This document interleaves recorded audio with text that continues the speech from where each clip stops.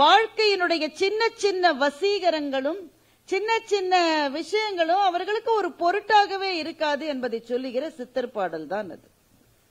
ஆனால் அந்த சித்தர் பாடல்களுக்கே உரிய மொழியினுடைய அழகும் நடையும் அந்த தெளிவும் சொல்றது புரிஞ்சாப்புலயும் இருக்கும், புரியாதது மாதிரியும் இருக்கும்.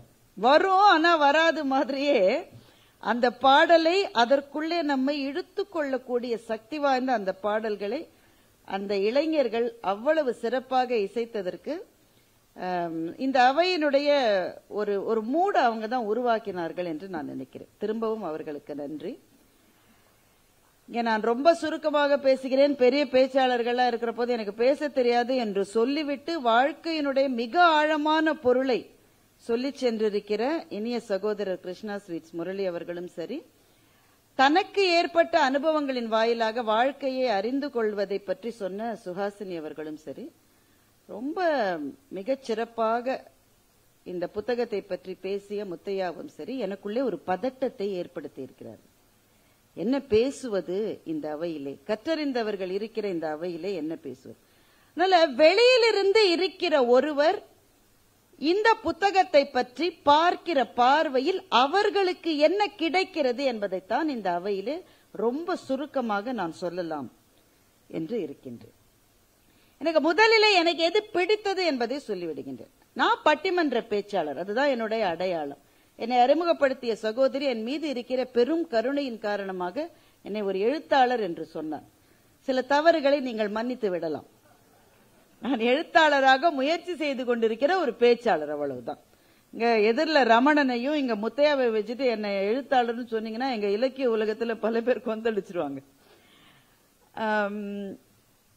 எங்களினுடைய உலகம் பட்டிமன்ற உலகம். அதுல ரொம்ப ரொம்ப முக்கியமானது பறந்து வருகின்ற அந்த சரங்களை, அதாவது அந்த அம்புகளை வாங்கி அதை அப்படியே திருப்பி கொடுக்கணும். அதுதான் எங்களுக்கு இருக்கிற சேலஞ்ச். நிறைய பேர் எங்களிடம் தொடர்ந்து கேட்கிற கேள்வி முன்னாடியே பிராக்டிஸ் பண்ணிடுவீங்க தான். சத்தியமா கிடையாது. ஏன்னா நாங்க பிராக்டிஸ் பண்ணி இங்க நாடகம் நடத்தினால் அதை கூட கண்டுபிடிக்க முடியாதவர்கள் ஆடியன்ஸ். தயாரிக்கப்பட்ட உரைக்கும் ரிஹர்சல் பண்ணி செய்யற டிராமாவுக்கும் ஸ்பான்டேனியஸா வர்றதுக்கும் வித்தியாசம் தெரியாதவர்கள் நம்முடைய ஆடியன்ஸ். அறிவார்ந்த ஆடியன்ஸ் தானே அவங்க. அதனால அந்த இடத்துல வர்றதுதான். அப்ப அப்படி பார்க்கிற போது சத்குரு அவர்களிடம் ஒரு பெண் ஒரு கேள்வி கேட்டார். அதை நான் யூடியூப்ல பார்த்தேன். எனக்கு அந்த தர்க்கம் ரொம்ப பிடிச்சிருந்தது, அந்த லாஜிக் ரொம்ப பிடிச்சிருந்தது. அந்த பெண் கேட்கிறா, இது பொதுவாக நம்முடைய இளைஞர்களினுடைய பொது புத்தியில இருக்கிற ஒரு கேள்வி. சீதையை அவ்வளவு தூரம் கஷ்டப்படுத்தினார் ராமன், அவர் எப்படி நீங்க ஒரு கடவுள்னு ஒரு கதாநாயகனும் நீங்க ஒத்துக்க முடியும் என்பது கேள்வி. இந்த கேள்வி நிறைய நம்மை சுற்றி இருக்கிற ஒரு கேள்வி. ராமாயணத்தை முழுமையாக படிக்காதவர்கள் தான் இப்படி கேள்வியை கேட்கவும் முடியும். அதற்கு எப்படி இவர் பதில் சொல்ல போகிறார் கேட்பது ஒரு இளைஞர். நாமெல்லாம் பிள்ளையா இருக்கும் போது வீட்டுல இந்த மாதிரிலாம் நாங்க கேள்வி கேட்டா ஒரே ஒரு பதில், உட்காரு உட்காரு. கேக்குற நீ குன்றுவேன், அதுதான் பதில். இப்ப இளைஞர்கள் இந்த கேள்வியை கேட்பது ரொம்ப நமக்கு தேவை. ஏனென்றால் ஒரு சபையிலே எழுந்து ஒரு கேள்வியை கேட்கிறவன் அந்த நேரத்தில் முட்டாள், அந்த கேள்வியை கேட்காதவன் வாழ்நாள் எல்லாம் முட்டாள் என்று ஒரு சீன பழமொழி சொல்லுகிறது. அப்ப அந்த குழந்தை கேட்டாச்சு, அது குழந்தை தான் எனக்கு சொல்ல வருது, அது காலேஜில் படிக்கிற ஒரு ஸ்டூடெண்ட் நினைக்கிறேன். அதுக்கு ஒரே சந்தோஷம், எப்படி மடங்கிட்டேன் பாத்தியா, மாட்டிக்கினியா அந்த ரேஞ்சில் கேக்குது அந்த குழந்தை. அவர் ரொம்ப சிரிப்பை அகற்றாமல் அவர் என்ன பதில் சொன்னார் என்றால், சீதையை ராவணன் தூக்கிட்டு போனது அந்த தண்டகாரண்யம் எங்க இருக்கு, பீகார்ல இருக்கு. எங்க கொண்டு போய், அவருக்கு புஷ்பக விமானம் இருந்தது, கொண்டு போய் இலங்கையில வச்சுட்டாரு. பீகார்ல இருந்து இப்ப suppose you are married tomorrow and somebody has abducted you, wouldn't you expect your husband to come and at least make an attempt to save you? இவ்வளவு தூரம் நடந்து அவளுக்காக அந்த கணவன் காதலாகி கசிந்து கண்ணீர் மல்க, கம்பராமாயணத்தில் பெரும்பாலான பாடல்கள் ராமனுடைய காதலை சொல்லுகிற பாடல்கள். ராமனுடைய பெருங்காதல் தான் கம்பராமாயணத்தில் மிக அதிகமாக பேசப்படுகிறது. நம்ம அதை படிக்காததுனால நமக்கு என்ன இம்ப்ரெஷன் வருதுனாக்க, சீதையை ராமன் கஷ்டப்படுத்திட்டான், அப்புறம் எப்படி நல்ல தலைவர்? அதற்கு சிரிச்சுக்கிட்டே நல்ல பதில் சொன்னார். அவ்வளவு தூரம் ஒரு கணவன் உன் தேடி வந்தா பாப்பா உனக்கு அது மகிழ்ச்சியா இருக்காது, அவனுடைய கணவனே அப்படி வர வச்சுக்கோ, உனக்கு மகிழ்ச்சியா இருக்காதான்னு கேட்டா அந்த பொண்ணுக்கு என்ன பதில் சொல்றதுன்னு தெரியல. எனக்கு இதுதான் முதல் அறிமுகம். எனக்கு என்னை கவர்ந்தது அந்த லாஜிக் தான்.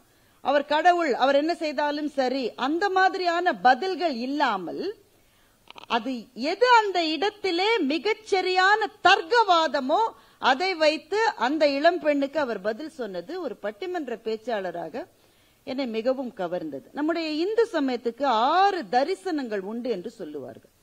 சாங்கியம், யோகம், வைசேஷிகம், நியாயம், பூர்வ மீமாம்சம், உத்தர மீமாம்சம் என்ற 6 தரிசனங்கள் இந்து சமயத்துக்கு உண்டு. இந்த மதத்துக்கு கரிக்குலமே கிடையாது, இதுக்கு டெக்ஸ்டே கிடையாதுன்றவங்களுக்கு நாம் சொல்ல வேண்டிய பதிலே இதுதான். 6 தரிசனங்கள் உண்டு. இதுல ஒரு முறை வெறும் சம்பிரதாயங்களை சொல்லுவது, இன்னொரு முறை எதுவுமே சம்பிரதாயமே தேவையில்லை என்று சொல்லுவது. இந்த ஃபுல் ஸ்பெக்ட்ரம் இருக்கு இதுல. அதிலே நியாயம் என்று ஒரு தரிசனம் உண்டு. இந்த நியாயம் என்ற தரிசனமே லாஜிக், தர்க்கத்தின் மூலம் நிறுவுவது.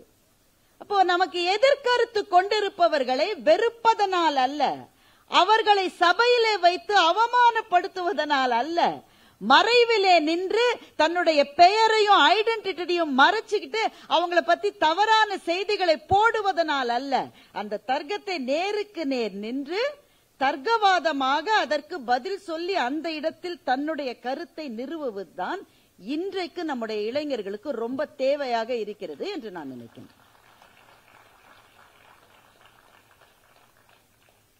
இது ரொம்ப முக்கியமானது. நமக்கு இன்னைக்கு இருக்கிற பிரச்சனை என்னவென்றால், நம்முடைய குழந்தைகள் நம்மை பார்த்து நம்முடைய தத்துவங்களை பற்றி அல்லது நம்முடைய நம்பிக்கைகளை பற்றி, நம்முடைய மண்ணினுடைய தர்மங்களை பற்றி கேள்விகள் கேட்கிற போது பெரும்பாலும் நம்முடைய பதில் சும்மாரு, இதெல்லாம் கேட்க கூடாது என்பதாக இருக்கிறது. ஏன் அப்படி பதில் சொல்றோம்? ஏன்னா நமக்கே தெரியாது. கிளாஸ்ல இருந்து ஒரு குழந்தை கேள்வி கேட்கும் போது டீச்சர் உட்காரு எல்லாருக்கும் புரிஞ்சிருச்சு, உனக்கு மாத்திரம் புரியலையா? என்ன அர்த்தம்? டீச்சருக்கு பதில் தெரியாதுன்னு அர்த்தம் அதுக்கு. அப்போ நாம் பதில் தெரியாதவர்களாக இருப்பதை மறைப்பதற்காக நம்முடைய குழந்தைகளை அச்சுறுத்துகிறோம், அல்லது இப்படிதான் தேவையில்லாம ஏதாவது கேள்வி கேட்டுக்கிட்டே இருப்பான்னு அந்த குழந்தையை பற்றி ஏதோ ஒரு அபிப்பிராயத்தை நாம் செலுத்துகிறோம் என்றால் அவர்கள் முன் நாம் பொருளற்றவர்களாக நிற்கின்றோம். பொருளற்றவர்களாகவும் இந்த உலகத்துக்கு பொருத்தமற்றவர்களாகவும் நாம் நிற்கின்றோம். அப்ப அவர்கள் இருப்பதாக அவர்கள் நம்பிக்கொண்டிருக்கிற அறிவுலகத்தில் நமக்கு என்ட்ரியே கிடையாது. இதுதான் இன்றைக்கு இருக்கிற யதார்த்தம். அவர்கள் அறிவுலகத்தில் இருக்காங்களான்றது வேற டிபேட், அது தனியா பேசலாம். ஆனா அவர்கள் அப்படித்தான் நம்புறாங்க. நான் இருக்கிற இந்த இன்டெலெக்சுவல் ஸ்பேஸ்ல உனக்கு வாசல்ல கூட நீ நிக்க முடியாதுன்றாங்க. ஆனா நாம் சொல்ல விரும்புகின்ற தத்துவங்கள் ஆண்டாண்டு காலமாக சொல்லப்பட்டு அறிவுலகத்தின் சிகரங்களை தொடுகிற விஷயங்களை கையில வச்சுட்டு ஆனா குழந்தைகளுக்கு கொடுக்க முடியாதவர்களாக இருக்கின்றோம். கையில நல்ல சாப்பாடு இருக்குங்க, பிள்ளைக்கு பசி இருக்கு, கொடுக்க முடியாத ஒரு அம்மாவா நான் இருந்தா எனக்கு எவ்வளவு குற்ற உணர்ச்சி வருமோ அந்த உணர்ச்சி எனக்கு வருகிறது. அப்போ அவரினுடைய இந்த புத்தகமும் சரி, அவர் கேள்விகளுக்கு பதில் சொல்லுகிற முறையும் சரி, அவருடைய approach it's always based on logic. அதுதான் இன்றைய இளைஞர்களுக்கு மிக மிக தேவையாக இருக்கிறது. குழம்புகிற அவர்களுடைய மனதை அது தெளிவு என்கின்ற பாதையிலே செலுத்துகிறது என்ற முறையில் இந்த புத்தகத்தை எழுதியதற்காகவும் வடிவமைத்ததற்காகவும் அதில் உழைத்த எல்லாருக்கும் என்னுடைய நன்றியை நான் தெரிவித்துக் கொள்கின்றேன். நீங்க கொஞ்சம் கம்மியா கைத்தட்டுறீங்களோ?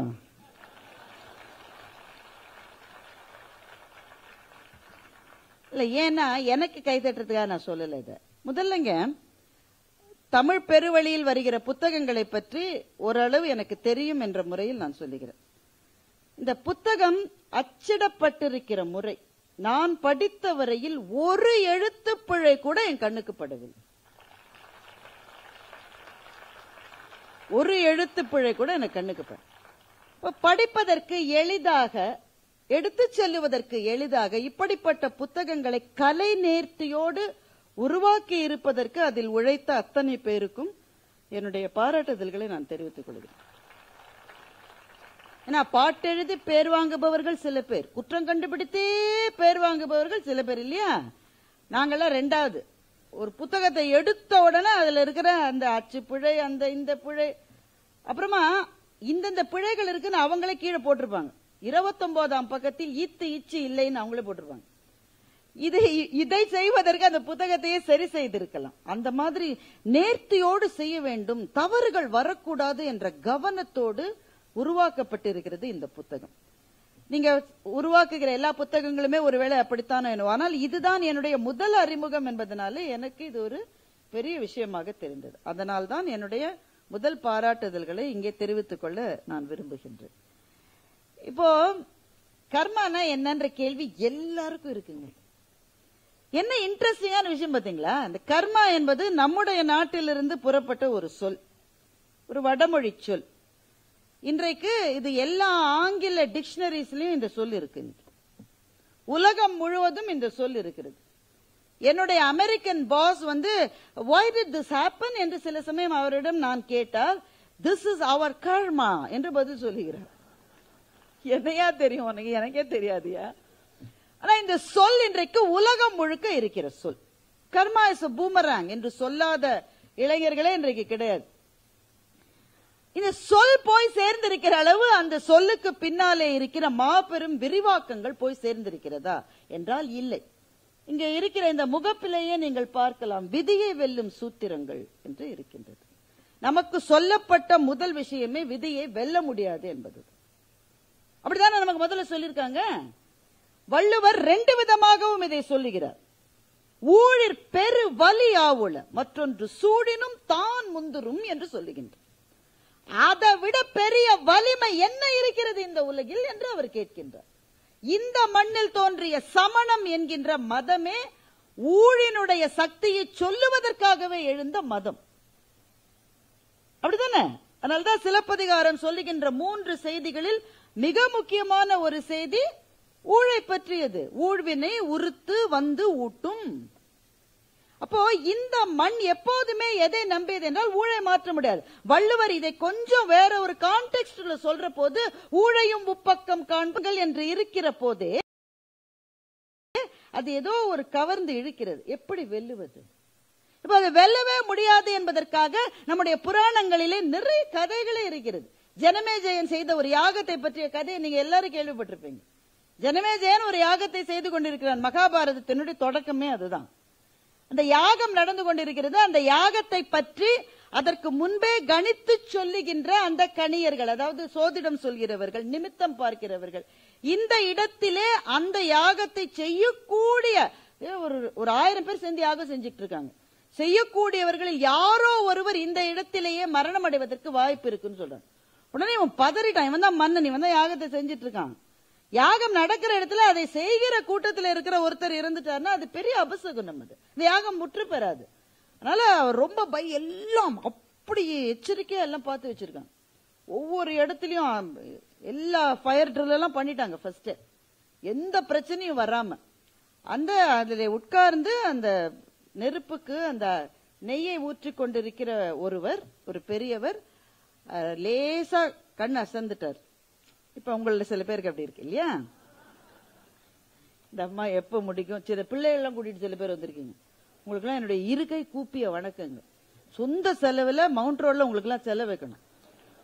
எங்கேயுமே வர மாட்டேங்குது பிள்ளைங்க. கற்பகாம்பா மெஸ்ல தோசை வாங்கி தரேன்னு சொல்லி அநேகமா கூட்டிட்டு வந்திருப்பீங்கன்னு நினைக்கிறேன். பிள்ளைகள் எல்லாம் வேற உட்காந்து இப்பவே சொரண்டு, இந்த ஆண்டி எப்ப முடிப்பாங்க? அவருக்கு லேசா கண்ணு சொக்குது. அவர் கண்ணு சொக்குற போது ஜனமேஜயன் பார்த்துட்டு இருக்கான். அவனுக்கு பக்கு பக்குன்னு இருக்கு. இவர் கண்ணு சொக்கி நெருப்புகள் அந்த யாக அக்னியில போயிட உழுந்துட போறாருன்னு சொல்லிட்டு அவர் என்ன பண்றாரு, அந்த தர்பை இருக்குல்ல, அதால அவருடைய முதுக எழுப்புறதுக்கு, அது இந்த கிளாஸ்ல தூங்குறவன் எழுப்புறதுக்கு பின்னாடி இருக்கிறவன் என்னென்ன டெக்னிக் எல்லாம் பண்ணுவான், அது மாதிரி அதை தொட்டா அவர் எந்திரிச்சுவாருன்னு. அவருடைய நேரம் பாருங்க. அந்த நேரம் பார்த்தா அவருக்கு ஒரு கனவு வருது. அவர் அங்க உட்கார்ந்து தூங்கிட்டு அதுல ஒரு கனவு வருது. அந்த கனவுல ஒரு சிங்கம் அவரை துரத்துது. ஒரு ஓடு ஓடு ஓடு ஓடு ஓடுன்னு ஓடுவார். சிங்கம் துரத்து சிங்கம் பக்கத்துல வந்துருச்சு. அந்த கனவுல உச்சக்கட்ட கிளைமேக்ஸ். அப்படி காலை தூக்கி அவருடைய முதுகுல சிங்கம் வச்சிருச்சு. அந்த நேரம்னு பார்த்து இந்த குச்சி அவர் முதுகுல இவர் வைக்கிறார். சிங்கம் தான் அந்த முதுகுல கால் வச்சிருச்சுன்னு ஐயோன்னு குதிச்சு அந்த நெருப்புல விழுந்துட்டார் என்று ஒரு கிளைக்கதை. இது மகாபாரதத்துல வியாசர் எழுதியதாக எனக்கு தெரியவில்லை. ஒரு கிளைக்கதையில இது சொல்லப்படுகிறது. இந்த கதைகளை மாதிரி நிறைய கதைகளை நம்ம கேட்டிருக்கோம். நீ விதின்னு ஒண்ணு இருந்தா அதை ஒன்னால மீறவே முடியாது என்றுதான் சொல்லி வருகிறார்கள். அப்போது விதியை வெல்லும் சூத்திரங்கள் என்று இவர் எப்படி சொல்லுகிறார் என்பதுதான் இந்த புத்தகத்தில் நம்மை இழுக்கின்ற இன்குவிசிட்டிவா நம்ம இருக்கோம். ஏன்னா என்ன என்ன என்ன என்று தேடுகிற மனது இல்லாத வாழ்க்கை என்பது பாலை நில வாழ்க்கை. வள்ளலார் சொல்றாரு, தனித்திரு, பசித்திரு, விழித்திரு. 3 சொல்றாரு. ரொம்ப முக்கியமானது விழித்திரு. விழித்திரு தூங்காம நேரம் முழிச்சுட்டாரு, அது கிடையாது. பி இன்குவிசிட்டிவ். இது எதனால அந்த கேள்விகள் தான் வாழ்க்கையை சுவாரஸ்யமாக்குகிறது. அப்போ விதியை வெல்ல முடியும் என்று இவர் இந்த புத்தகத்திலே சொல்லுகிறாரா என்ற கேள்வியோடு இந்த புத்தகத்துக்குள்ளே நுழைந்தால் பல ஆச்சரியங்கள் காத்திருக்கின்றன. எல்லாவற்றையும் மிக விவரமாக சொல்ல முடியாது. அதுல ரொம்ப ரொம்ப மனதை கவர்ந்து அவர் சொல்லுகிற டெக்னிக்கை நான் கடைசியா சொல்ல போறேன். அதுக்கு முன்னாடி சின்னதாக என்னை கவர்ந்த சில விஷயங்கள். ஒன்று, அவருடைய வாழ்க்கையே ஒரு ஒரு அட்வென்ச்சர், அதை தேடி போற வாழ்க்கை மாதிரி தான் இருந்திருக்கு. அதை பற்றி நான் முழுமையாக படித்ததில்லை. ஆனா இதுல ஒரு சம்பவம் சொல்றாரு. ஆடி பொன்னனம் அவர் சிறு பிள்ளையா இருந்த போது 12-13 வயசுல இருந்த போது ஒரு நாகப்பாம்பை பிடிச்சு அவருடைய ரூம்ல அவருடைய படுக்கைக்கு பக்கத்துல ஒரு கண்ணாடி ஜாடியில வச்சு வளர்த்து வந்திருக்காரு. 12 அடி பாம்பு. அந்த பாம்பை வச்சிருக்காரு. ஆனா அவங்க அப்பா அம்மாவுக்கு தெரியாம அதை வச்சிருக்காரு. ஒரு நாள் புஷு புஷுன்னு அது ரொம்ப சத்தம் போட்டிருக்கு. இவர் வீட்டுல இல்லாதப்போ அப்பா அம்மா அதை பார்த்து பதறி ஏறி ஒருத்தர் ஸ்டூல்ல நிக்கிறாராம், ஒருத்தர் சேர்ல நிக்கிறாராம். அந்த பாம்பை வெளியில கொண்டு வந்துட்டாங்க. அந்த நேரம்னு பார்த்து பக்கத்துல இருக்கிற ஸ்கூல் வீட்டுக்கு பிள்ளைங்க எல்லாம் சூழ்ந்துருக்கு. எல்லாம் ஒரே பதற்றம், ஒரே இது. இவர் அப்பதான் சைக்கிள்ல வந்துட்டு இருக்காரு. போன டின்னு கட்டிடுவாங்க போல இருக்கு அப்படின்னு அவர் எழுதல. நான் நினைக்கிறேன்னா இந்த பாம்பை ஒரு பிள்ளை வீட்டுல வச்சு 12 வயசு பிள்ளை வளர்த்தா அப்பா அம்மா என்ன செய்வாங்கன்னு நான் யோசிச்சு பாக்குறேன். இப்போ இவருக்கு இந்த சம்பவத்துல முதல்ல தோன்றியது என்னன்னா எஸ்கேப், அப்படிதான் நமக்கு தோணும். ஆனா அவருக்கு தோன்றியது அந்த பாம்பை தான் இழந்து விடக்கூடாது என்று அவருக்கு தோன்றியது. பாம்பு என்னுடைய நண்பன் என்று எழுதுகின்றார். எப்படித்தான் அப்பா அம்மா வளர்த்தாங்கன்னு எனக்கு தெரியல. அப்ப என்ன செஞ்சிருக்காரு, அந்த சைக்கிளை ஓட்டிக்கிட்டே அங்க இவர் நிக்கல, நின்னா பிடிச்ச அடி. அதனால ஓட்டிக்கிட்டே அந்த இடத்துக்கு வரும்போது குனிஞ்சு அந்த பாம்பை கையில எடுத்துக்கிட்டு சைக்கிளோட அப்படியே போயிருக்காரு. படிச்ச போது எனக்கு அது ரொம்ப பிரமிப்பாக இருந்தது. அதை அந்த சம்பவத்தை தன்னுடைய அட்வென்ச்சரை பத்தி சொல்றதுக்காக அவர் எழுதுறார். அவர் எதற்காக எழுதுகிறார் என்றால், எல்லாருக்கும் அந்த பாம்பு என்றால் ஒரு பயம், அது நம்மளை கொத்திரமோன்ற ஒரு அச்சம், அதிலிருந்து விலக வேண்டும் என்கின்ற ஒரு தாக்கம் இருக்கிற போது, எனக்கு அந்த பாம்பு ஒரு நண்பனை போலவும் உற்ற துணைவன் போலவும் இழந்துவிடக்கூடாத ஒரு உறவு போலவும் எனக்கு ஏன் தோன்றியது என்று ஆரம்பிக்கின்றார். இதைத்தான் அவர் என்னன்னு எக்ஸ்பிளைன் பண்றாருன்னா வாசனா என்று எக்ஸ்பிளைன் பண்ணுகிறார். ஒரு வாசனை இருக்கிறது. வாசனைனா நறுமணம், கெடுமணம், அந்த வாசனை இல்ல. அரோமா, பேட் ஓடர், அது கிடையாது. வாசனை என்பது இந்த உலகத்தில் நாம் செய்கிற ஒவ்வொரு செயல்களுக்கும் ஏதோ நம்மை சுற்றி ஒரு இம்ப்ரெஷனை நாம விட்டுட்டு போறோம்னு அவர் சொல்றார். நம்மை சுற்றிய ஒரு பதிவு இருக்கிறது. நாம் சொல்லுகிற ஒவ்வொரு வார்த்தைக்கும் அந்த பதிவு இருக்கிறது. நாம் எண்ணுகிற ஒவ்வொரு, முத்தையா ரொம்ப அழகா சொன்னார், 4 கொலை பண்ணவனை விட 5வது பண்ணணும்னு நினைச்சவனுக்கு வினை அதிகமாயிருதுன்னு ரொம்ப அழகா சொன்னார். அத அப்பெல்லாம் நம்முடைய வினையை நினைச்சு பார்த்தா பயமா இல்ல நமக்கு? இந்த மாதிரி அதிர்ச்சிகரமான விஷயங்களை மேடையில் சொல்லாதீர்கள் முத்தையா. நாங்க ஈபி கோல அதுக்கு தண்டனை இல்ல, அந்த ரேஞ்சில நாங்க சந்தோஷமா இருக்கோம். நாங்க இப்ப எல்லாத்துக்குமே பதிவு இருக்கு. நாம அவர் என்ன சொல்றாரு தெரியுமா, கர்மனா என்னன்ற கேள்விக்கு அவர் என்ன பதில் சொல்லுகிறார் என்றால், it is too complex. It's too complex. அதுல எத்தனை எத்தனை பிறவிகளினுடைய படிமங்கள் அதுல இருக்கிறது. அதுதான் உன்னுடைய வாசனை. நீ விட்டு போறது, நீ பேசினது, நீ சொன்னது, நீ செஞ்சது, நீ செய்யாதது, செய்தக்க அல்ல செய்யக்கெடும், செய்தக்க செய்யாமையானும் கெடும்னு வள்ளுவர் சொன்னார். நான் ஒண்ணு செய்யவே இல்லப்பா, நான் சும்மாவே இருக்கேன், எனக்கு ஒரு வினையும் கிடையாதுன்னு ஒரு ஆள் சொன்னா அவன் முட்டாளாம. ஏன்னா செய்ய வேண்டிய வேலைகளை செய்யாமல் இருப்பதும் கூட அவனுடைய கர்மாவுக்கு லிஸ்ட் ஏத்திரும். செய்ய சும்மா இருக்கேன், ஒண்ணுமே கிடையாது, அப்படியே இருக்கேன், என் பிறவி முடிஞ்சிருச்சுன்னா முடியாது. நீ செய்ய வேண்டிய வேலைகளை செய்யாமல் இருப்பதனால many a time we are just observers. Gurcharan Das சொல்லுகின்றார், the violence of the minority and the silence of the majority, இந்த ரெண்டுத்தையும் பார்த்தா silence of the majority is worse than the violence of the minority என்று குருச்சரன் தாஸ் சொல்லுகின்றார். நான் எதுவுமே செய்யல, யாருக்கு என்னால பிரச்சனை இல்லை. உன் கண்ணு முன்னாடி ஒரு தப்பு நடக்கிறது, நான் எதுவுமே செய்ய மாட்டேங்க, வினை ஜாஸ்தியா இருந்தா நான் விரும்பல, நீ சும்மா இருந்தா அதுலயே அவனுக்கு வினை ஜாஸ்தி ஆகுன்ற. அப்ப நீ செஞ்சது, செய்ய வேண்டியதை செய்யாமல் இருந்தது எல்லாம் சேர்ந்து உன்னுடைய வினையை அதிகரித்து கொண்டே போகிறது. இது பாருங்களேன், இந்த வினைன்னு ஒரு கான்செப்ட் எவ்வளவு சயின்டிபிக்கா இருக்குன்னு மாத்திரம் யோசிச்சு பாருங்க. அதை பற்றி சர்க்குரு இந்த புத்தகம் முழுவதுமே எழுதியிருக்கிறார். நம்ம 7ஆம் கிளாஸ்ல Newton's third law of motion படிச்சோம். Every action has got an equal and opposite reaction. இது படிச்சோம். இது நிறுவப்பட்ட ஒரு அறிவியல் உண்மை. கர்மான்றத, வினை என்றதை என்னன்னு புரிஞ்சுக்கிறதுக்கு ரொம்ப சிம்பிளா சொல்லணும், இவ்வளவுதான். நீ என்ன பண்ணாலும் கண்ணா திரும்பி வரும் கண்ணா, அவ்வளவுதான். Every action has got an equal and opposite reaction. அது திரும்பி வரும். சரி, நான் சிவப்பு சட்டை போட்ட போது ஒரு தப்பு செஞ்சுட்டேன், நான் சிவப்பு சட்டை போட்டுட்டு இருக்கிற மட்டும் எனக்கு பதிலுக்கு எதுவுமே நடக்கல, நான் தப்பிச்சுட்டேன்னா இல்ல, நீ நீல சட்டையை போடும்போது அது பதிலுக்கு வரும், அப்படித்தானே? இந்த உடல் என்பதுதான் சட்டை. நீ இப்ப சிவப்பு சட்டை போட்டிருக்க, நாளைக்கு நீல சட்டை போடுவ. அது மாதிரி இன்றைக்கு இந்த உடல், அடுத்த பிறவியில் எந்த உடல் சொல்ல முடியாது, உயிர் அதே உயிர் தான். இந்த பிறவியிலே நீ செய்ததற்கான விளைவுகள் இந்த பிறவியிலே தான் வரணும்னு இல்ல, அடுத்த பிறவிக்கு நீ நீல சட்டை போட்ட போதும் அது வரலாம். ஆனா எப்ப வேண்டுமானாலும் வரும். இந்த கணக்குகளை கொஞ்சம் கூட தவறு செய்யாத ஏதோ ஒரு சூப்பர் கம்ப்யூட்டர் தன்னுடைய அடுக்குகளிலே பதிவு செய்து கொண்டு நம்முடைய கணக்கு வழக்குகளை பத்திரமாக வைத்திருக்கிறது. அப்போ நம்ம என்னதான் செய்வதுங்க? இப்ப நான் போன பிறவில செஞ்சதுக்கெல்லாம் நான் இப்ப என்ன பதில் சொல்ல முடியும்? நான் பதிலுக்கு என்ன செய்ய முடியும்? இதுல இருந்து எப்படி நான் மீண்டு வருவது? என்னுடைய குருநாதர் ஐயா இலங்கை ஜெயராஜ் சொல்வார், தீய செயல் செஞ்சா தான் வினை வரும்னு கிடையாது, நல்ல செயல் செஞ்சாலும் வரும் பாரு. என்னங்கப்பா இது? நாங்க தீய செயல்களினுடைய தாக்கத்தை குறைப்பதற்கு தானே நல்லது செய்யணும்ன்றோம். அப்ப நல்ல செயலை செய்தால் நல்வினைக்கான பயனுக்காகவும் திரும்ப பிறவி வரும்னு அவர் சொல்லுவார். அப்ப நல்வினையை செய்து செய்து செய்து நல்ல செயல்களை செய்து செய்து அந்த பிறவி ஏதோ ஒரு கட்டத்திலே அந்த கணக்கு வழக்குகளை முடித்து அது மேலே போய் சென்று சேருகிறது. சத்குரு இந்த புத்தகத்தில் என்ன எழுதுகிறார் என்றால், இதுக்கு என்ன தேவை உனக்கு என்று எழுதுகின்றார். அதை ரொம்ப ஆக்கப்பூர்வமாக விவாத பொருளாக வைத்து எழுதுகின்றார். அது சொல்ற விதம் ரொம்ப ரொம்ப அழகா இருக்கு. நம்முடைய மரபுல நீங்க பாருங்க, ப்ரீடெஸ்டைன்ட் ஒப்பீனியன்ஸ்னு நம்ம மேல வலியுறுத்துவது நம்ம மரபே கிடையாது. இப்படித்தான், இதுதான் செய்யணும், இதை தவிர நீ எது செஞ்சாலும் நீ சொர்க்கத்துக்கு போக மாட்ட, இதுவே நமக்கு கிடையாதுங்க. அதை முதல்ல நம்ம புரிஞ்சுக்கணும். இதுதான், இப்படித்தான், இந்த கிடையாது நமக்கு. திருக்குறளுக்கு திரும்ப வரலாம். அவ்விய நெஞ்சத்தான் ஆக்கமும் செவ்வியான் கேடும் நினைக்கப்படும் வள்ளுவர் சொல்றாரு.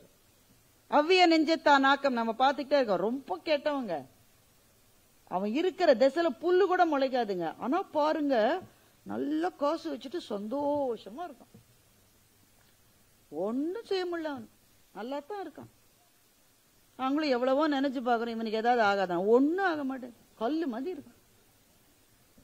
செவ்வியான் கேடும், பக்கத்துல இருக்கான், நல்லவன், நிறைய விஷயம் செய்யறான், ஆனா அவனுக்கு கெடுதல் வந்துகிட்டே இருக்கு. இந்த உலகத்துல இதை பாக்குறல தான் அவர் சொன்னாரு, இன்னாதம்மை இவ்வுலகம் என்று அதைத்தான் சொன்னான். இந்த உலகத்துல நல்லதுன்றது ரொம்ப கிடையாது. இன்னாதம்மை இவ்வுலகம் அவ்விய நெஞ்சத்தான் ஆக்கமும் செவ்வியான் கேடும். வள்ளுவர் ஈஸியா சொல்லியிருக்கான், அவன் விதினாலன்னு சொல்லியிருக்கலாம், உன்னுடைய வினைப்பயன்னு சொல்லியிருக்கலாம். ஆனா வள்ளுவர் சொல்றாரு, it will be debated eternally என்று சொல்லுகின்றார். அவ்விய நெஞ்சத்தான் ஆக்கமும் செவ்வியான் கேடும் நினைக்கப்படும். தலைமுறைகள் தாண்டி இது விவாதிக்கப்படும். அந்த விவாதத்தினுடைய ஒரு மைல்கல் தான் இந்த புத்தகம் என்று நான் சொல்லுகின்றேன்.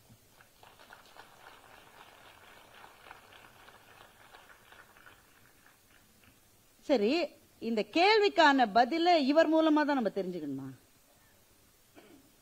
நம்ம இளைஞர்கள் கேள்வி கேட்பாங்க, நான் முதல்ல சொல்லிட்டேன். அப்ப தர்ம சங்கடமான கேள்விகளை நாம சந்திச்சுதான் ஆகணும். There's no escape from questions. அப்ப இது எதுக்கு? இதுதான் இல்ல. ஆனால் இந்த மாதிரியான சிக்கல்களுக்கு பதில் தேடுவதற்கு ஒரு குருவினுடைய துணை அவசியம், மிக அவசியம். தெளிவு குருவின் திருவடிவு காண்டல், தெளிவு குருவின் திருநாமம் கேட்டல், தெளிவு குருவின் திருநாமம் செப்பல், தெளிவு குருவின் திருவார்த்தை கேட்டல், தெளிவு குருவின் திரு உரு சிந்தித்தல். குரு மூலமாகத்தான் கிடைக்கும். மாதா பிதா குரு தெய்வம் என்பது எதற்கு? மாதா பிதா கூகுள் தெய்வம் போதாதா என்று நம்முடைய குழந்தைகள் கேட்கிறார்கள். கூகுளே ஒண்ணுமே இல்லைங்க, சாட் ஜிபிடி டவுன்லோட் பண்ணி பாருங்க. நான் இந்த நிகழ்ச்சிக்கு வரதுக்கு முன்னாடி எனக்கு ஒரே கன்ஃபியூஷன். ஏன்னா இந்த மேடையில என்ன பேசுவது? நம்ம ஏரியாவே வேற ஏரியாவாச்சு. இங்க வந்த பிறகு நம்ம ஏரியா உள்ள வரதான் முத்தையா சொல்லிட்டா என்ன செய்யறது? அவ்வளவு யோசிச்சுட்டு சாட் ஜிபிடில நான் கேட்கிறேன், if Bharathi Bhaskar is invited for a programme about a book written by Sadhguru, what will she speak என்று நான் சாட் ஜிபிடி கேட்கிறேன். 340 வார்த்தையில பதில் சொல்லியிருக்கு. அதை நான் பேசல, அது வேற விஷயம். ஏன்னா அதை படிக்கிற அளவு எனக்கு நேரம் இல்லை. நான் என்னென்ன பேசக்கூடும் என்று அது சொல்லுகிறது. அப்போ இது இருக்கிற போது குரு எதுக்குன்னு நம்ம இளைஞன் கேட்ட அந்த கேள்வி நீங்க இக்னோர் பண்ணிட முடியாது தானே? அப்ப அதற்கு ஒரே ஒரு பதில் தான், அதை சத்குருவே சொல்லுகின்றார். நீங்க ஹீராமண்டி நிறைய பேர் பார்த்திருப்பீங்க. அந்த காலத்து கோர்டிசான்ஸ், அவங்களுக்கு ரொம்ப ஸ்பெஷாலிட்டியே என்னன்னா அவர்களே நகைகளை வடிவமைப்பார்கள். அந்த சில நகையெல்லாம் நீங்க பாத்தீங்கன்னா ரொம்ப காம்ப்ளிகேட்டடா இருக்குமா. அவங்க ஒரு பெரிய ஆரம் போட்டிருக்காங்கன்னு வச்சுக்கோங்களேன், கழுத்திலிருந்து ஆரம்பிச்சு கால் மட்டும் சரம் சரம் சரமாக அந்த ஆரம் இருக்குமா. இப்போ அந்த நகைய கழட்டணும், அவங்க சாப்பிடுறாங்க, குளிக்கிறாங்க, தூங்குறாங்க, அதுக்கு கழட்டணும்னாக்க அது எடுக்கிறது எப்படின்னு யாருக்குமே தெரியாதான். ஐயோ இவ்வளவு சரமா இருக்கே, ஒவ்வொரு சரமா எடுத்தா அது வரவே வராதான், திரும்ப திரும்ப திரும்ப சிக்கல்ல போய் மாட்டிக்கும். சில சமயம் இந்த வயசான தாத்தா பாட்டிக்கு அவங்களுக்கு போன் ஆபரேட் பண்ண தெரியாது. அதையே எல்லாமே போயிருச்சுராம்பா. அந்த தாத்தா வந்து இருங்க தாத்தா அப்படின்னு தொடுவோம், உடனே சரி எல்லாம் திரும்பி வந்துடும். அப்படிதானே? அது மாதிரி அவ்வளவு பெரிய சிக்கலான நகைக்கான சூட்சுமம் எங்க இருக்குன்னா சத்குரு சொல்றாரு, ஒரு சின்ன ஸ்க்ரூ ஒண்ணு இருக்குமா, அதை எடுத்துட்டீங்கன்னா அந்த நகை அப்படியே விழாம விரியாம கைக்கு வந்துருமா. இது காளையார் கோயில் ரதம் என்று கோவி மணிசேகரன் ஒரு கதை எழுதியிருந்தார். காளையார் கோயில் ரதத்தை அந்த ஒரு ஆசாரி ஒருவர் செய்து முடித்த பிறகு அந்த ரதத்தினுடைய வெள்ளோட்டத்துக்காக மருது சகோதரர்கள் வருகிறார்கள். அந்த தேரை அவங்க தள்ளுறாங்க, தள்ளவே முடியல. 100 பேர் வச்சு தள்ளுறாங்க, தள்ள முடியல. 1000 பேர் வச்சு தள்ளுறாங்க, தள்ள முடியல. அந்த தேரை செய்த அந்த கலைஞர் அவர் வந்து ஒரு சின்ன ஆணி அதுல இருந்து எடுத்தாலும் தேர் நகர்ந்ததும். அப்ப மிகப்பெரிய சூட்சுமங்களுக்கான பதில் மிக மிக சிறிய இடங்களிலே இருக்கிறது. அப்போ குருவினுடைய துணை ஏன் தேவைன்னா, this is a very complex topic. நம்ம அதுல போனாக்க இதற்கு நம்மால விட தேடவே முடியாது. இதற்கு தேவை குருவினுடைய அருள், குருவினுடைய வழிகாட்டல் இருந்தால்தான் இந்த மாதிரியான சிக்கலான பயணங்களுக்கு நமக்கு விடை கிடைக்கும். அதனால முதல் விஷயம், you have to go back to your roots. குருவினுடைய துணை இருந்தால்தான் இந்த மாதிரியான சிக்கலான விஷயங்களுக்கு நாம் போக முடியும். இந்த புத்தகம் குரு நேரடியாக சொல்லுகிற ஒரு அனுபவத்தை உங்களுக்கு கொடுக்கும். ஆனா முழு மனசோட அதை படிக்கணும், முழு மனசோட படிக்கணும். ஒரு கதை சொல்லுவாங்க, பிரம்மச்சரியத்துல எப்படி பிள்ளைகள் படிக்கணும்ன்றதுக்கு. ஒரு பையனை கொண்டு போய் 7 வயசுல சேர்த்துட்டாங்க. 14 வருஷம் குருகுலத்திலே இருந்து படிச்சான். 14 வருஷம் படிச்ச பிறகு அங்கேதான் சோறு, அங்கேயே தூக்கம், குரு சொல்ற வேலையை செய்யணும், அவர் சொல்லிக் கொடுக்கறத கத்துக்கணும்.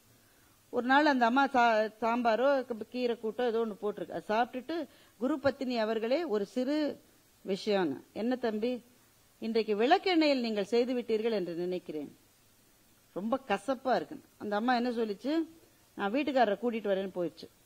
குரு வந்தாரு, என்னன்னு கேட்டாரு. இல்ல குரு, நான் தான் இதை சாப்பிட்டேன், அது கசப்பா இருக்கு, இன்னைக்கு அம்மா தவறுதலா விளக்கெண்ணையை பயன்படுத்திட்டாங்கன்னு நினைக்கிறேன். இவர் காஃபியை பத்தி சொல்லும் போது எனக்கு அதுதான் ஞாபகம் வந்தது.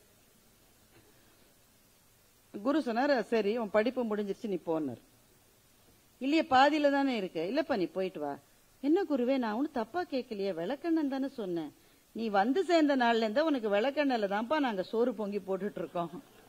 இவ்வளவு நாளா உனக்கு அது தெரியல, இன்னைக்கு தெரிஞ்சிருச்சுன்னா படிப்புல உனக்கு ஆர்வம் குறைந்து விட்டது, இனிமேல் நீ படிக்க முடியாதுன்னு சொன்ன. இந்த டெஸ்ட் வச்சா இன்னைக்கு ஒரு ஸ்டூடெண்ட் கூட வர முடியாது.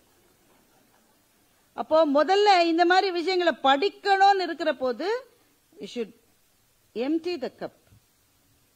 உள்ள ஒண்ணுமே இல்லாம பதில்களை தெரிந்து கொள்கிற ஆவலோடு மாத்திரமே அணுகி குருவினுடைய அருளோடு மாத்திரம்தான் விடைகளை காண முடியும். சரி, என்ன விடை? இவ்வளவு நேரம் சுத்தி சுத்தி வந்தாச்சு, என்ன விடை?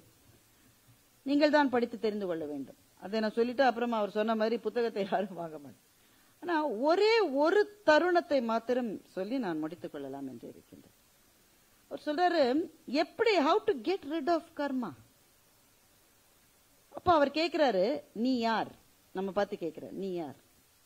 அந்த கேள்விக்கு எந்த தளத்தில நான் பதில் சொல்வது? நான் ஒரு அம்மா, நான் ஒரு பேச்சாளர், நான் ஒரு எழுத்தாளராக முயற்சி செய்து கொண்டிருக்கிறவர், நான் ஒரு வங்கி பணியாளர், எவ்வளவு தளங்கள்ல இருந்து பதில் சொல்லலாம். ஆனா யார் நான்? நான் என்பது, அவர் சொல்றாரு, நீ என்பது உன் ஞாபகங்கள்னு சொல்ற. ஞாபகங்களை நீக்கிவிட்டால் நான் நானே அல்ல. கொஞ்சம் ப்ரொஃபவுண்டா இருக்குது இல்ல? ஆனா வேற வழி இல்ல. இந்த இடத்துக்கு இந்த பேச்சை கொண்டு வரதுக்கு தான் நான் இவ்வளவு நேரம் என்னெல்லாமோ ஜிலேபி சுத்திட்டு இருந்தேன். என் ஞாபகங்கள் இல்லை என்றால் நான் நானே அல்ல. என்ன ஞாபகங்கள்? செய்தது, செய்ய முடியாமல் போனது, வந்தது, வராமல் போனது, சுவைத்தது, சுவைக்காமல் போனது, கிடைத்தது, கிடைக்காமல் போனது, எல்லாம் நம்ம மனசுல இருந்துகிட்டே இருக்குல்ல. அப்படியே ஒரு கொந்தளிப்பு, ஒரு டர்புலன்ஸ்.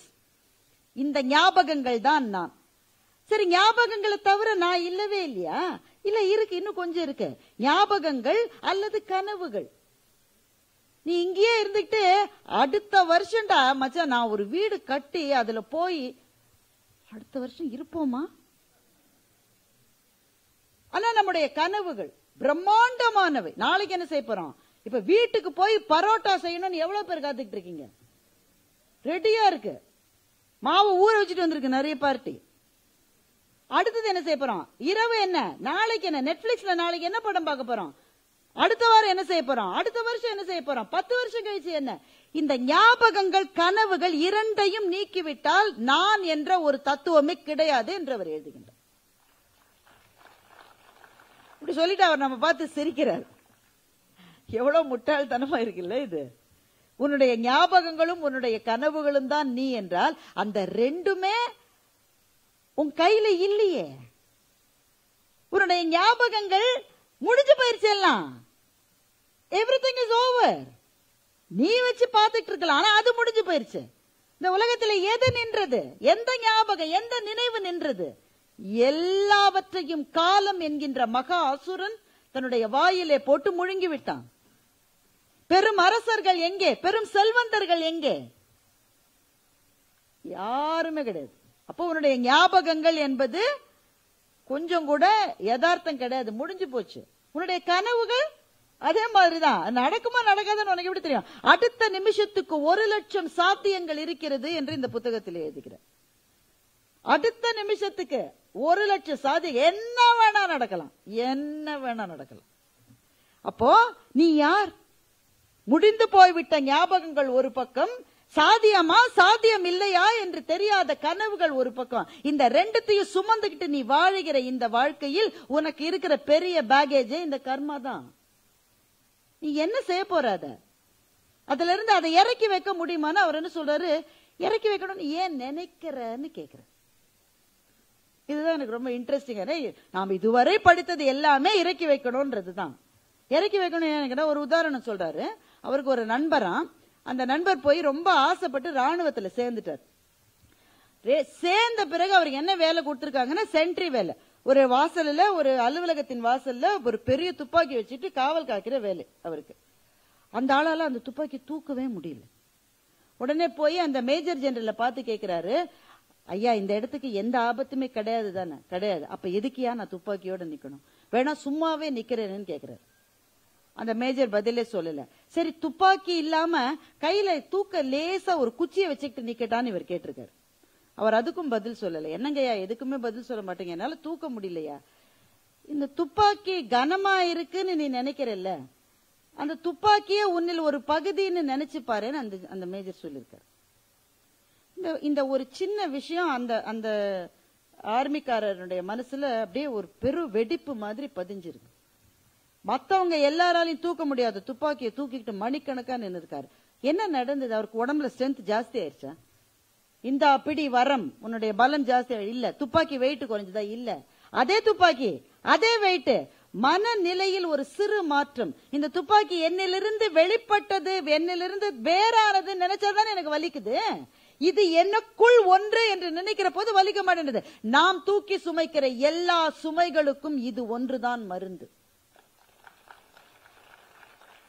எவ்வளவு சுமையை தூக்கிட்டு இருக்கோம்ல, பல பேருக்கு உடல்ல பிரச்சனை, அது விதிவசத்தினால் நடந்ததுன்னு மகாகவி பாரதி சொல்ற. தமிழர்கள் பல பேர் ஈரத்திலே இருக்கிறார்கள், பல பேருக்கு காய்ச்சல் அடிக்கிறது. ஏனடா என்று கேட்டால் விதிவசம் என்று சொல்லுகின்றான். அறிவில்லாதவர்களுக்கு விதி இப்படித்தான் இருக்கும் என்பதுதான் இறைவனுடைய முடிவு என்று பாரதி சொல்லுகின்றார். அப்போ நமக்கான பிரச்சனைகளை சத்குரு என்ன சொல்லுகிறார் என்றால், இது எதுவுமே வெளியிலிருந்து வரவில்லை. You are designing your own karma என்று சொல்லுகின்றார். நீ செய்வதுதான். இப்ப அந்த ஞாபகங்களும் கனவுகளும் இல்லாத இது ரெண்டுத்துக்கும் நடுவுல ஒரு மில்லி செகண்ட் இருக்கு பாருங்க, அதுதான் உங்க நிகழ்காலம்.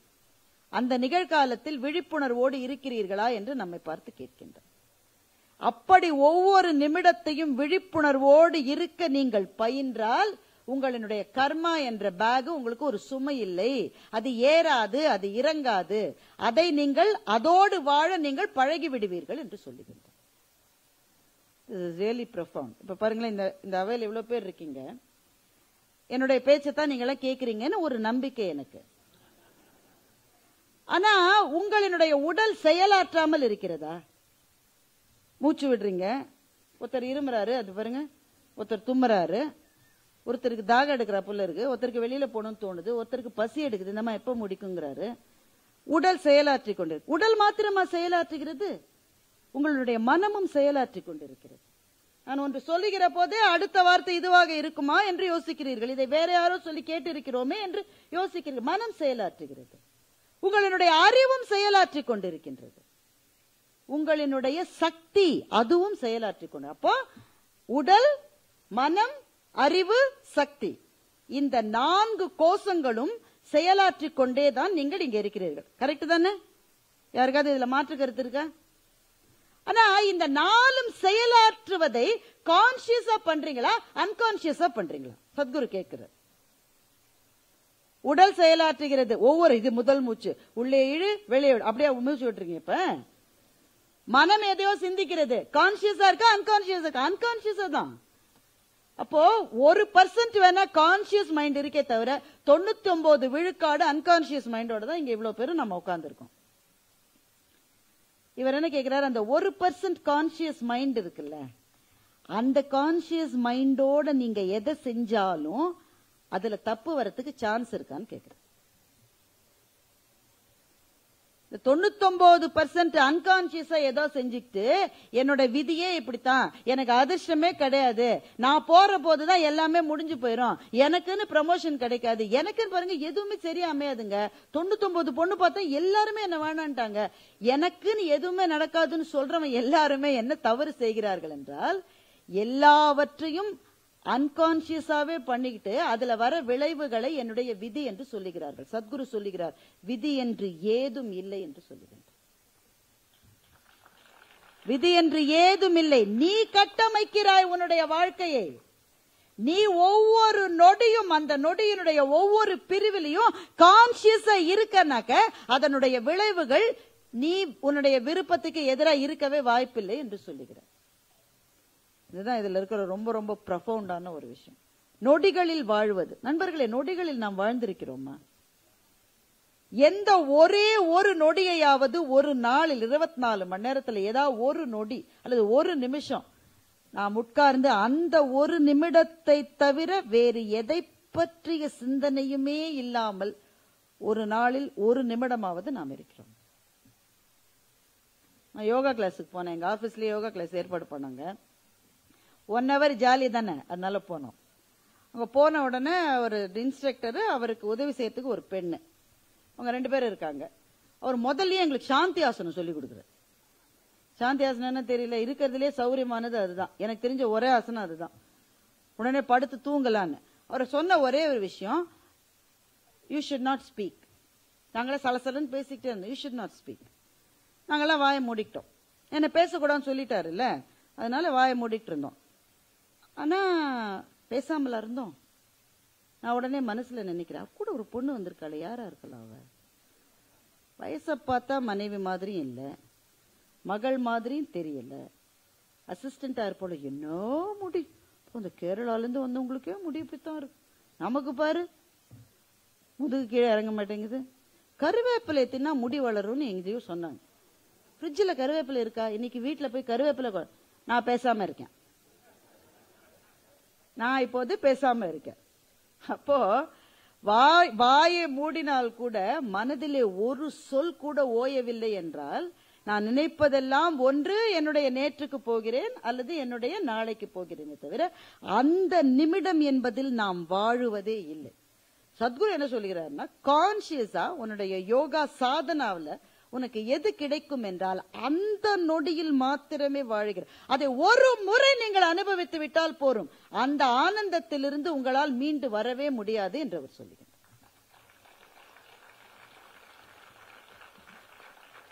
அந்த ஒரு நொடி அனுபவத்துக்கு என்ன தேவை என்றால், முதலிலே விழிப்புணர்வு தேவை. 2வது அந்த வாசனை இருக்கிறதா, நம்ம சுற்றி வாசனை இருக்கிறது நான் சொன்னேன். எல்லா இடங்களிலும் அந்த வாசனைகளை விட்டு விட்டு சொல்லிக்கிறோம். இவர் என்ன பண்ணிருக்காரு, ஒரு சமண படுகைக்கு போயிருக்காரு. அங்க கிட்டத்தட்ட 1900 ஆண்டுகளுக்கு முன்னால் சமண முனிவர்கள் அவங்க படுகைன்னு இருப்பாங்க, படுத்துக்கிறதுக்கான ஒரு இடம் இருக்கும். அந்த இடத்திலே போய் இவரும் படுத்திருக்காரு. இவருடைய மனதுக்கு தோன்றி இருக்கிறது, இங்கே படுத்திருந்த சமண முனிவருக்கு இடது காலில் முழங்காலுக்கு பிறகு முழங்காலுக்கு கீழே கால் இல்லாமல் இருந்திருக்கிறது என்று இவருக்கு தோன்றி இருக்கிறது. இது எப்படிங்க எச்சினி வேலையாது இல்ல, அந்த அளவு சுவடுகளை நாம் விட்டு விட்டு செல்லுகிறோம். அப்போ ஒவ்வொரு சொல்லும், ஒவ்வொரு செயலும், ஒவ்வொரு பார்வையும் நம்ம எவ்வளவு கான்சியஸா செய்யணும் என்பதைத்தான் இந்த புத்தகத்தின் மூலம் சத்குரு நமக்கு மிகப்பெரிய அளவிலே அறிவுறுத்துகின்றார். நண்பர்களே, ஒரு நல்ல புத்தகம் என்பது நம்மை ஒரு பாதையிலே அழைத்து செல்லுகிறது. புத்தக வாசிப்பு என்பது கொஞ்சம் குறைந்து வருகிற இந்த காலகட்டத்தில் இந்த மாதிரியான புத்தகங்கள் ஏதோ ஒரு வாசலை நமக்கு திறந்து விடுகின்றன.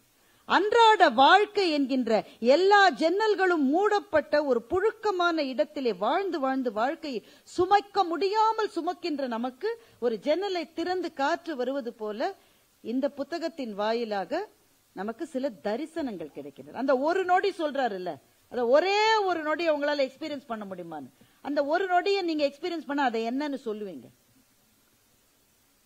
It's fantastic, it's fabulous, awesome. இந்த வார்த்தையெல்லாம் போதவே போதாதுல்ல. அதுக்கு அந்த ஒரு நொடி என்பது ஒரு தரிசனம். அந்த தரிசனம் கிடைத்து விட்டால் வாழ்க்கை முழுவதும் இந்த கர்மா என்பதை கழற்றி விட்டு ஏத்தி அதெல்லாம் செய்ய முடியாது. அவர் சொல்றாரு, பொட்டேட்டோ சாக்ன்றார், உருளைக்கிழங்கு மூட்டை மாதிரி நீ சுமந்துக்கு தான் இருக்கணும். ஆனா நீ அதை உனக்குள்ளேயே புதைச்சு புதைச்சு புதைச்சு புதைச்சு வச்சா இன்னும் முளை விட்டு புதுசு புதுசா உருளைக்கிழங்கு வந்துகிட்டே இருக்கும். அதனால வெளியில எடுத்து போடு, வெயில காயவே, அட்லீஸ்ட் இனிமே புதுசாவது வராம இருக்கும்னு சொல்றாரு. நமக்குள்ளே இருக்கிற அவலங்களை, அழுக்குகளை, வேதனைகளை, துக்கங்களை நமக்கு வெளியே வைத்துவிட்டு அந்த ஒரு நொடி தரிசனத்துக்காக நாம் காத்திருப்போம். எல்லா காத்திருப்புகளுக்கும் ஏதோ ஒரு பதிலை கடவுள் நிச்சயம் தருவார் என்ற நம்பிக்கை எனக்கு உண்டு. அந்த ஒரு நொடி எப்படி இருக்கும் என்று எனக்கு தெரியாது. ஆனால் அந்த ஒரு நொடியை நோக்கியதாக இனி நம்முடைய பயணங்கள் அமையட்டும். எங்கள் மகாகவி சொல்லுகிறார், தோன்றி மறைவது வாழ்க்கை, இதில் துன்பமோடு இன்பம் வெறுமை என்ற மூன்றில் எதுவரினும் களிமூழ்கி நடத்தல் பரமசிவ முக்தி என்று சொல்லுகின்றார். பாரதி ரொம்ப வித்தியாசமா யோசிக்க கூடியவன். வாழ்க்கையில 2 மனநிலைகளை தான் நாம இருக்கதான் நாம எல்லாம் சொல்றோம். ஒண்ணு சந்தோஷமா இருக்கோம், இல்ல அழுதுட்டு இருப்போம். இந்த 3வதா ஒண்ணு இருக்குன்ற மகாகவி பாரதி. தோன்றி மறைவது வாழ்க்கை, இதில் துன்பமோடு இன்பம் வெறுமை என்ற 3. இந்த வெறுமை என்ற உணர்வு வராதவர்கள் நம்மில் யார்? யாராவது இருக்கோமா? நம்ம கூடவே எவ்வளவோ ஃப்ரெண்ட்ஸ் இருக்காங்க, எவ்வளவோ உறவுக்காரங்க இருக்காங்க, பக்கத்திலேயே இருக்காங்க. ஆனா கொடூரமான தனிமை என்பதை நாம் அனுபவித்ததில்லை. எல்லாரும் இருந்தும் யாருமே இல்லாத ஒரு மனநிலை நமக்கு வந்ததில்லை. அப்படிப்பட்ட ஒரு தனிமை, அந்த வெறுமை இருந்தா எங்க மகாகவி சொல்றான், அதிலும் களிமூழ்கி நடத்தல் பரமசிவ முக்தி, அந்த இடத்துல கூட களிப்போட இருப்பேன். அப்படிப்பட்ட ஒரு களியாட்டமாக வாழ்க்கையை பார்க்கிற ஒரு குரு இந்த புத்தகத்தை எழுதியிருக்கின்றார். வாழ்க்கையை வாழ கற்றுத் தருகின்றார், வாழ்க்கையை பார்க்க கற்றுத் தருகின்றார், அன்பு செலுத்த கற்றுத் தருகின்றார். இந்த வாழ்க்கை என்பது நினைக்கிற அளவு துயரங்கள் நிரம்பிய ஒரு பாழறை அல்ல. அதிலே ஒரு விளக்கை ஏற்றி வைத்து நம்முடைய எதிர்காலத்துக்காக வழிகாட்டுகின்றார். அந்த வகையில் இந்த புத்தகம் பல கேள்விகளை எழுப்பும், கேள்விகளுக்கான பதில்களை நம்மை தேடி போக வைக்கும். ஒரு புத்தகம் இதைவிட செய்யக்கூடிய மகத்தான பணி வேறு என்ன இருக்க முடியும்? ஒரு புத்தகத்தினுடைய இனிமை நமக்கு எப்போது தெரியும் என்றால், அதை மூடி வைத்த பிறகுதான் நமக்கு தெரியும். அதை மூடி வைத்த பிறகு நம்முடைய மனத்தில் அந்த புத்தகம் என்ன தாக்கத்தை ஏற்படுத்துகிறது என்பதுதான் ஒரு புத்தகத்தினுடைய வெற்றி. இந்த புத்தகத்தை மூடி வைத்த பிறகு எனக்கு தோன்றியது, அந்த ஒரு நொடிக்காக நான் காத்திருப்பேன் என்று தோன்றியது. நீங்களும் காத்திருங்கள். நன்றி, வணக்கம்.